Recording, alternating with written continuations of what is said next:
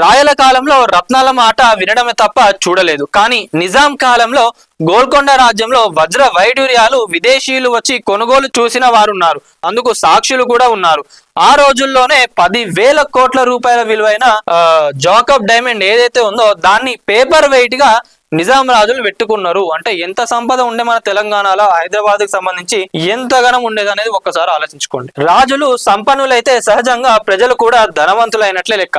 ఆంధ్ర ప్రాంతం కూడా కరువుతో అల్లాడిన ప్రాంతమే. ఎప్పుడైతే రాజమండ్రి విజయవాడలో కాటన్ పుణ్యమా అని బ్యారేజ్ల నిర్మాణం జరిగిందో అప్పటి నుంచి వాళ్ళకు పంటలు మొదలైనాయి. కానీ తెలంగాణలో ఏ ప్రాజెక్టులు లేకపోయినా చెరువులే కల్పతరువులై సిరులు పంటలు పండాయి. అప్పట్లో తెలంగాణలో కూడా ఏం ప్రాజెక్టులు లేకపోయినా కూడా మనకున్న చెరువులు ఏవైతే ఉన్నాయో వాటి వల్లనే అప్పుడు కూడా వాళ్ళందరూ అగ్రికల్చర్ ఏదైతే ఉందో దాని అంతా కూడా వాళ్ళు చేసుకోగలిగినారు. అలాంటి తెలంగాణ మళ్ళీ కేసీఆర్ పాలనలోనే ప్రజలు చూశారు.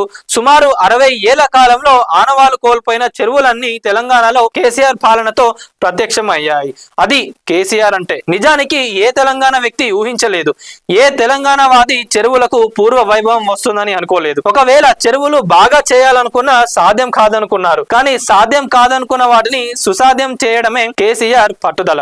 రాదనుకున్న తెలంగాణ తెచ్చిండు. తెలంగాణ వచ్చేది లేదు, సచ్చేది లేదు, జై తెలంగాణ అని అన్నోళ్ళను కూడా ఎంత ఇబ్బందులు పెట్టిండ్రు. తెలంగాణ రాదు, ఎట్లొస్తుందో మేము కూడా చూస్తామని చెప్పి చాలా మంది ఈ రోజు ఇక్కడ నివసిస్తున్న ఆంధ్ర వాళ్ళు ఎవరైతే ఉన్నారో వాళ్ళందరూ కూడా మేము పెద్ద మనుషులము, మేమే పెద్ద అని చెప్పుకునే కొంతమంది సినిమా వాళ్ళు కూడా చాలా అపోజ్ చేసిండ్రు తెలంగాణని. కానీ ఈ రోజు ఇక్కడనే వాళ్ళు ఉండి ఇప్పటికీ కూడా ఆధిపత్యం సాగిస్తున్నారు. అదే మరి కేసీఆర్ అంటే. నిజానికి ఏ తెలంగాణ వ్యక్తి కూడా ఊహించలేదు. అంత పోరాటం చేసి అన్ని చేసినా కూడా తెలంగాణ వస్తుందో రాదో అనే థాట్ అప్పటికి కూడా ఉండే. ఆ భయం ఉండే వాళ్ళందరికీ కూడా. తెలంగాణ వస్తే అసలు మా జీవితాలు, తెలంగాణ ఇట్లా మారుతా అని కూడా ఎవరు అనుకోలే. తెలంగాణను ఇట్లా చెయ్యాలి అని అనుకున్నాడు కాబట్టే ఈ రోజు తెలంగాణ ఇట్లా ఉంది. అది కేసీఆర్ అంటే.